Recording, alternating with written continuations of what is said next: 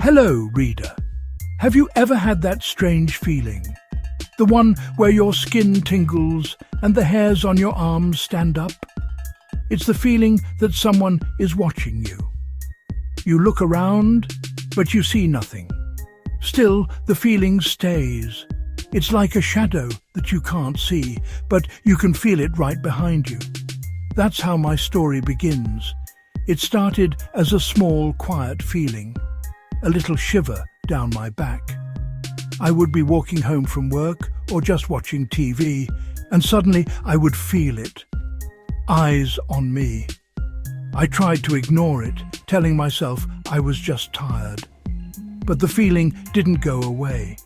It only grew stronger. I remember telling my roommate Mark about it.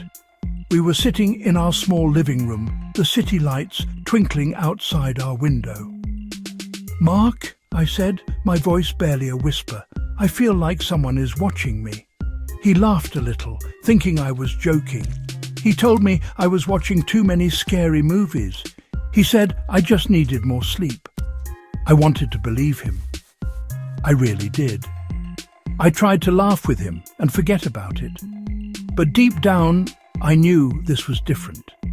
This wasn't my imagination playing tricks on me. This was real, and it was starting to make me very, very nervous. The feeling was worst at night. When the sun went down, my fear went up. Every creak of the floorboards in our old apartment building sounded like a footstep. Every gust of wind rattling the window sounded like someone trying to get in. I started locking my bedroom door, something I had never done before.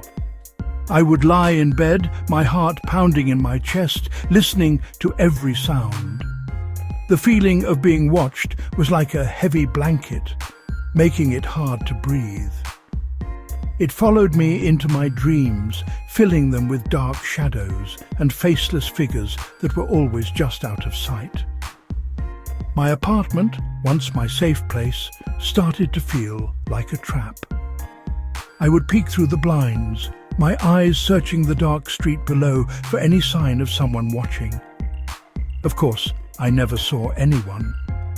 The street was always empty except for the occasional car passing by.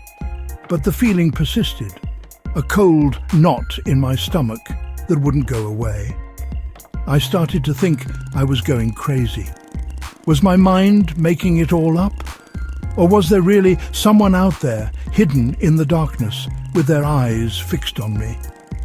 I was about to find out the truth was much stranger and much scarier than I could ever imagine. It all truly began on a Tuesday night. I remember it clearly because I had worked a long shift at the diner. The kind of shift that makes your feet ache and your brain feel like mush. It was late, probably close to midnight, and the streets were quiet as I drove home. All I wanted was to fall into my bed and sleep for a week.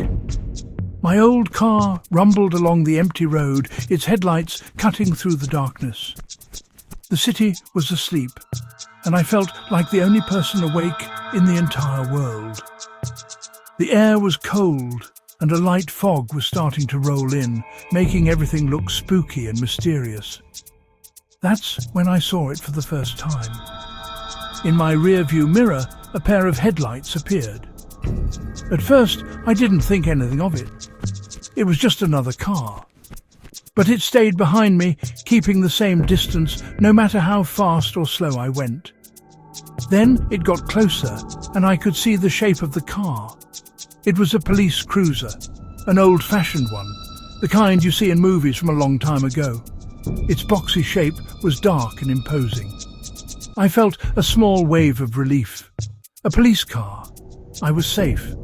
But then I noticed something strange. The car had no flashing lights on. It was just following me silently. My heart started to beat a little faster. Why was a police car following me? I checked my speed. I was driving perfectly. I hadn't done anything wrong. The cruiser stayed behind me, a silent shadow that mimicked my every move. When I turned right, it turned right. When I turned left, it turned left. It followed me through the winding neighborhood streets, past sleeping houses with dark windows. The fog seemed to get thicker, wrapping around the police car and making it look like a ghost. I tried to see the officer inside, but the windows were too dark. It was just a black shape behind the wheel. I finally turned onto my street, my hands gripping the steering wheel tightly. My apartment was just a few houses away. Surely the car would drive past me now, but it didn't. As I pulled into my parking spot, the cruiser slowed down and stopped right across the street. It just sat there, its engine a low hum in the quiet night. The headlights were off now, but I could feel it there in the darkness, watching me. I quickly got out of my car, fumbled with my keys, and ran to my apartment door without looking back. I didn't want to see if anyone was getting out of the car. The next night, I was nervous driving home from work.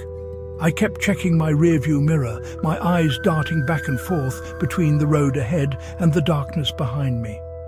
I told myself it was silly. It was just a coincidence. Maybe the officer lived in my neighborhood. But as I got closer to my apartment, a familiar dread washed over me. There it was again. The same old-fashioned police cruiser appearing out of nowhere on a different street this time. It slipped in behind me as if it'd been waiting for me. My blood ran cold. This was not a coincidence. This was something else. Just like the night before, the cruiser followed me silently. No lights, no siren. It just stayed there, a constant presence in my mirror. I decided to test it. I took a wrong turn on purpose, driving down a long, winding road that led away from my home. The cruiser followed without hesitation. I took another turn and another, driving in circles through a maze of quiet suburban streets. The car was always there. It felt like a game of cat and mouse, but I was the mouse, and I didn't know why the cat was chasing me. The fear was growing inside me, a cold, heavy stone in my stomach. The officer inside never changed. Every time I dared to glance back, I saw the same silhouette. A large figure with a police hat, perfectly still, looking straight ahead. I could never see a face, just the dark outline. It was like the officer was a statue, not a real person. The car itself was strange too. It looked old, but it was perfectly clean, without a single speck of dust. It was too perfect, and it was always utterly silent. I never heard a radio or any other sound coming from it. The silence was the scariest part. It made the whole situation feel unreal, like a nightmare I couldn't wake up from. This went on for 3 more nights. Every single night, the mysterious cruiser would find me. It would appear in a different place each time, but the result was always the same. It would follow me all the way to my street. Then it would park across from my apartment building and just sit there in the dark. I started to feel like a prisoner in my own home. I was afraid to go out after dark. I would watch from my window, hidden behind the curtains, as the dark car sat there for an hour, sometimes 2, before finally gliding away into the night as silently as it had arrived. After the 5th night, I knew I couldn't handle it anymore. My fear had turned into constant anxiety. I wasn't sleeping, I was jumpy and scared all the time. Mark could see how terrified I was. He stopped making jokes and started to look worried. "You have to call the police," he said. "This isn't normal. Tell them what's happening. Give them the car number." He was right. Why hadn't I thought of that before? The next time I saw the car, I would get its number. I felt a small bit of hope. The real police could solve this mystery.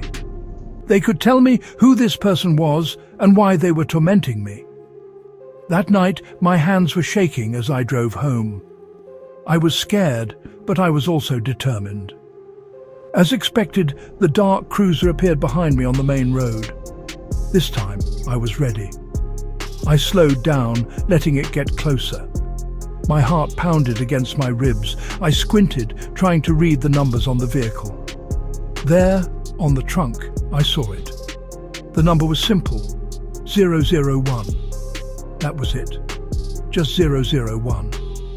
It seemed strange, but I repeated it to myself over and over so I wouldn't forget. The car followed me home, taking its usual spot across the street.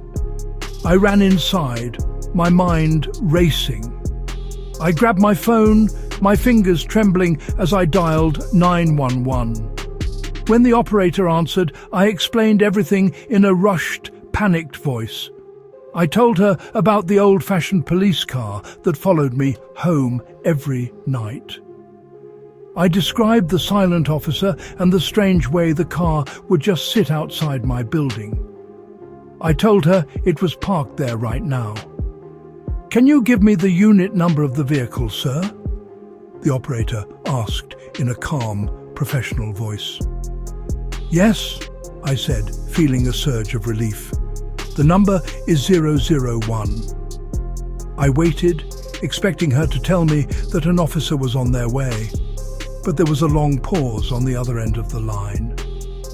The silence stretched on, and my hope began to fade, replaced by a new kind of fear. "Sir," the operator finally said, and her voice sounded different. It was hesitant and a little confused. That's not possible." I asked her what she meant. "Well," she explained slowly, "we don't have a unit with that number. All of our cars have 4 digits. We've never had a car numbered 001. My blood turned to ice. My phone almost slipped from my hand. "Are you sure?" I whispered. "I'm positive, sir," she said. "That car does not belong to our department. It doesn't exist." My world went silent.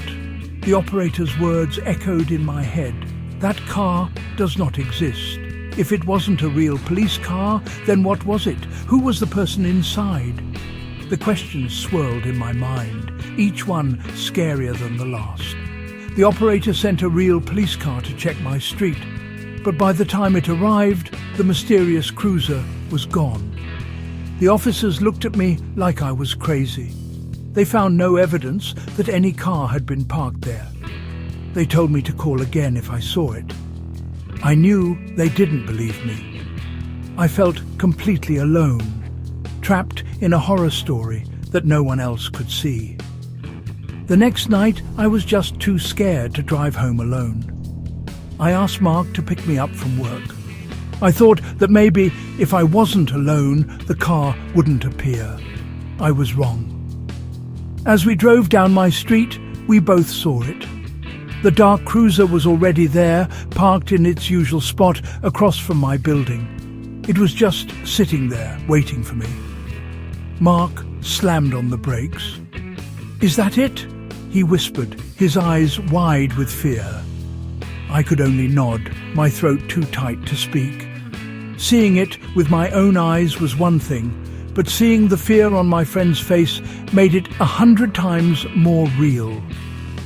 We sat in Mark's car, staring at the cruiser. The street was dark and quiet. No one else was around. Then something happened that had never happened before. The driver's side door of the cruiser opened slowly, with a soft creak that seemed to echo in the silence.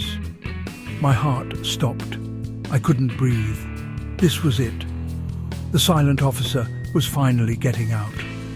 A tall, dark figure began to emerge from the car. It was just a black shape against the dim streetlight. It stood there for a moment, and then it turned its head and looked directly at us. I still couldn't see a face, but I just knew it was looking right at me. That was enough. I screamed. go! Mark, just go! Mark didn't need to be told twice. He stomped on the gas pedal and the tyres screeched as we sped away. I didn't look back. I didn't want to see if the figure was coming after us. We drove to a 24-hour coffee shop and sat there for hours, too shaken to speak. I knew I could never go back to that apartment. I couldn't sleep in a place where that thing knew where I lived. That night, I made my decision. I was moving out. I didn't care where I went. I just had to get away.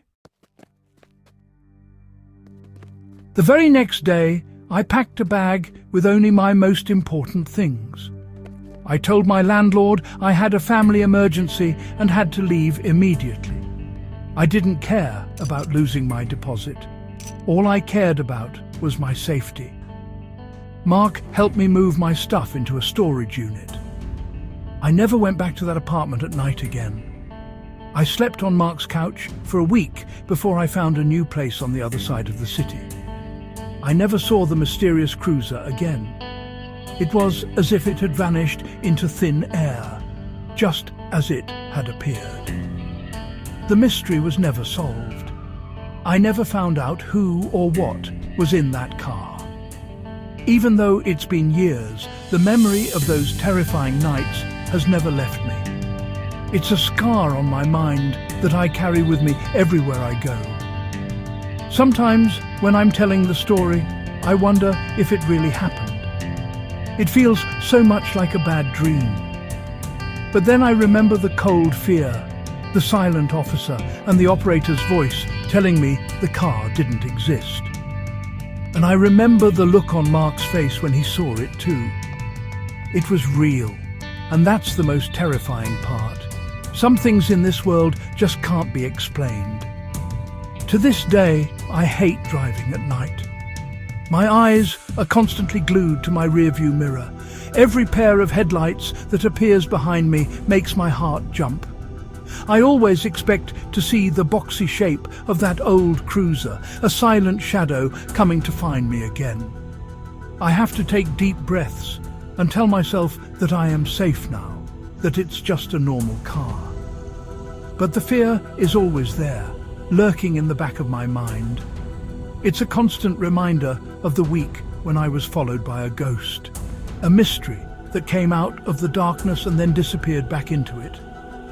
So reader, if you're ever driving late at night and you get that strange feeling, that tingling on your skin that tells you you're being watched, do me a favor. Take a quick look in your rearview mirror. You probably won't see anything. But if you do see an old dark police car with the number 001, just keep driving. Don't stop. Don't go home. Just drive. And whatever you do, don't let it follow you. Because some mysteries are better left unsolved. And some cars you never, ever want to see behind you.